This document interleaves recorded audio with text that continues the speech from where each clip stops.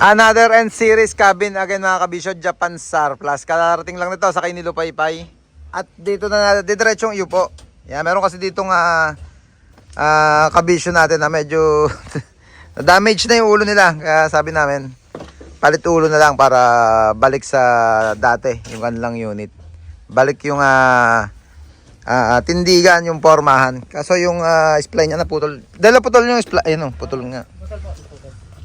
Nadali din pati yung dito kasi tama nung yung pagkabangga. Kaya hugutin na to, iupo na kagad tong Japan Surplus natin. Dito na magko-convert.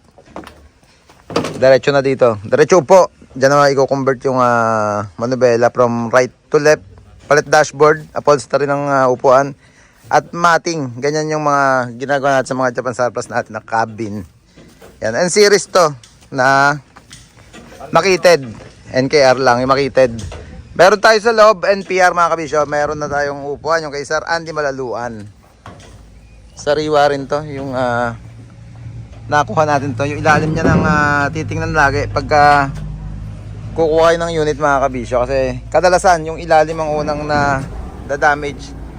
Taguro warm up na. Si Taguro na mag-uupo nung ulo. Tanggal kabit. Yeah boy.